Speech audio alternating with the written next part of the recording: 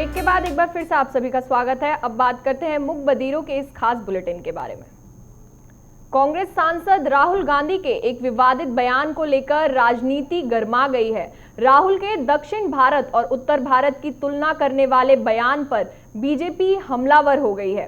केंद्रीय मंत्री स्मृति ईरानी ने राहुल गांधी पर तीखा हमला बोलते हुए उन्हें एहसान फरामोश बताया है। स्मृति ईरानी ने कहा कि राहुल जिस उत्तर भारत पर सवाल खड़े कर रहे हैं, उन्हें याद रखना चाहिए कि सोनिया गांधी भी यहां से ही सांसद हैं। वहीं उत्तर प्रदेश के मुख्यमंत्री योगी आदित्यनाथ ने कहा कि राहुल जी केरल से लेकर उत्तर प्रदेश तक सभी लोग आपको समझ चुके हैं।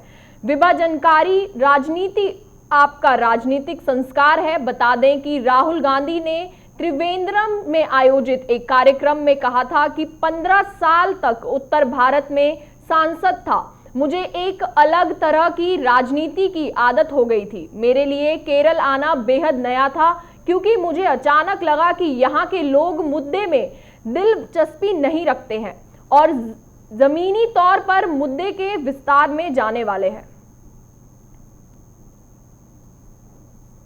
अब बात करते हैं अगली खबर की। तो अगली खबर है मोटेरा स्टेडियम से रिलेटेड। राष्ट्रपति रामनाथ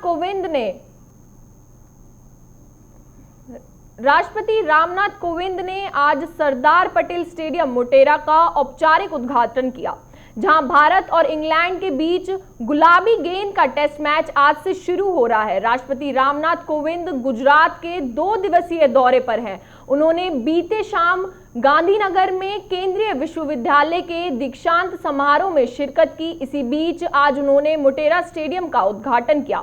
इस दौरान गुजरात के राज्यपाल आचार्य देवव्रत, केंद्रीय गृह मंत्री अमित शाह, केंद्रीय खेल मंत्री किरण रिजिजू, गुजरात के उप मुख्यमंत्री नितिन पटेल समारोह में उपस्थित रहे।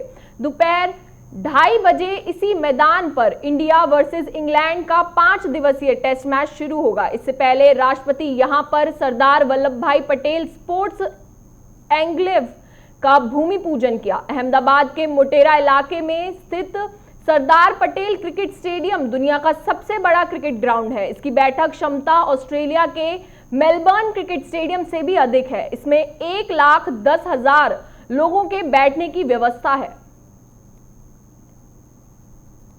अब रुक करते हैं अगली खबर का। गुजरात में स्थानीय निकाय चुनाव भारतीय जनता पार्टी का शानदार प्रदर्शन रहा है और सभी 6 नगर निगमों में बहुमत हासिल करते हुए बड़ी जीत हासिल की है। हालांकि कांग्रेस के लिहाज से यह चुनाव एक और शर्मनाक हार साबित हुआ और उसके खाते में महज 46 सीटें ही आई हैं। बीजेपी ने अहमदाबाद, राजकोट, जामनगर, भावनगर, वडोदरा और सूरत में जोरदार जीत हासिल की।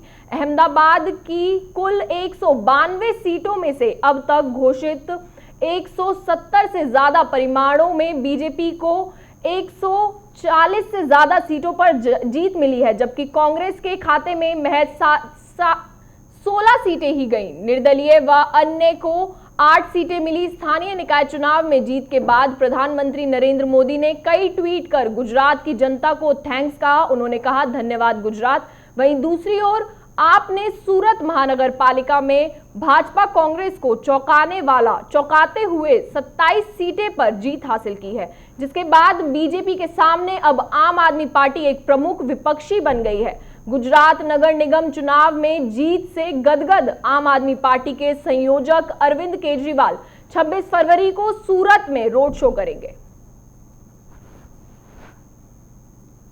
कोरोना की बात करें तो वैश्विक महामारी कोरोना वायरस के खिलाफ लड़ने में इम्यूनिटी बढ़ाने का दावा करने वाली पतंजलि की दवा कोरोनिल को लेकर एक बार फिर देश में विवाद पैदा हो गया है।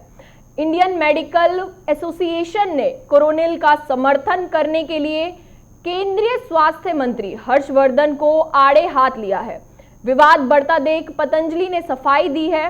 कोरोनिल पर आईएमए की आपत्ति के बाद पतंजलि रिसर्च फाउंडेशन ट्रस्ट के महासचिव आचार्य बालकृष्ण ने कहा कि WHO GMP के अनुसार कोरोनिल को कॉप लाइसेंस से सम्मानित किया गया है। उन्होंने आगे ये भी कहा है कि डॉक्टर हर्षवर्धन ने किसी भी आयुर्वेदिक दवा को अभी तक समर्थन नहीं दिया है।